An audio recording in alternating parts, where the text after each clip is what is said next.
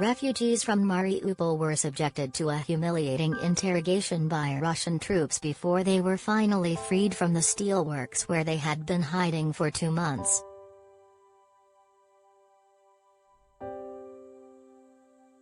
Exhausted survivors told the Daily Mail they were called Ukrainian scum, had their underwear checked and were forced to give their fingerprints at a Russian checkpoint before they were allowed to board Red Cross buses.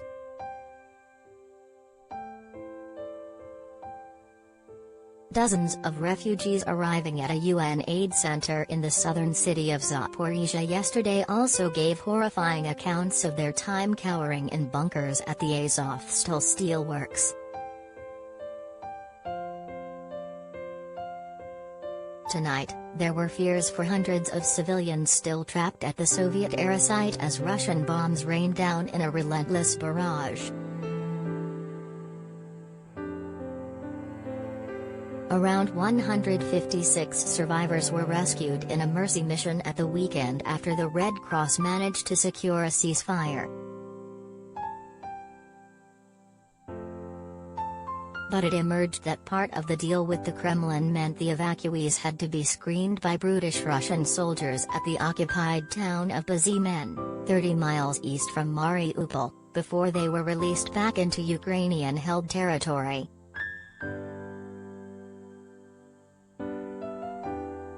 One survivor, Elena Vasilyevna, 54, told the Daily Mail, "They took our fingerprints, took pictures.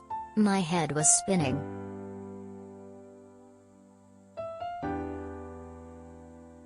The militia did a questionnaire and asked us how we feel about the war, about our government. They called us Ukrainian scum.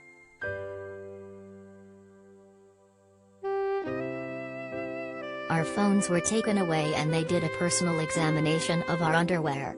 Our personal belongings were inspected. It was like a totalitarian state. She said life there was hell, adding, "I would never wish this on my worst enemy in my life. It's just a horror, a nightmare." Ms. Vasilyevna said she hid in a bunker with family members, including her 82-year-old mother. Starving hungry, they decided to make a desperate dash to scavenge food from a bombed-out depot near the steelworks. She said, "We went to pick up food from the ground. My son brought back some biscuits which were mixed with cement and glass. But we brushed it off and ate them because we hadn't seen bread for 6 weeks."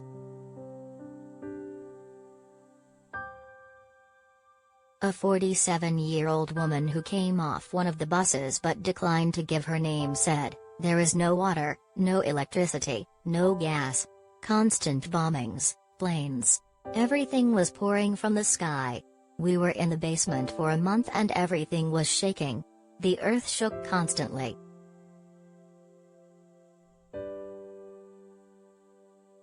"I still have a son there inside Azovstal. My brother died. Now the torture has begun for me. We are just waiting, worried about civilians, about children left behind. All the horror they are going through is very scary."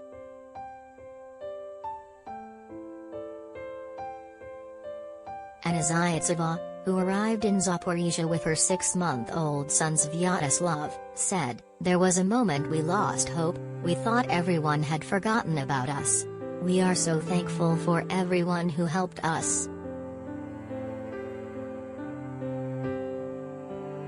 However, fears were growing for those left stranded at the steelworks last night.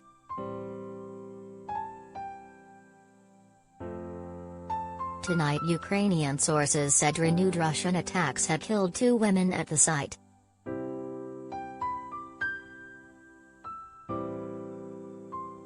Moscow justified its attack by accusing Kyiv of abusing the weekend's ceasefire to allow hundreds of Ukrainian troops to reinforce their defensive positions at the site. Mikhailo Vershinin, head of the Mariupol police force, said Russian troops were storming the plant in several places.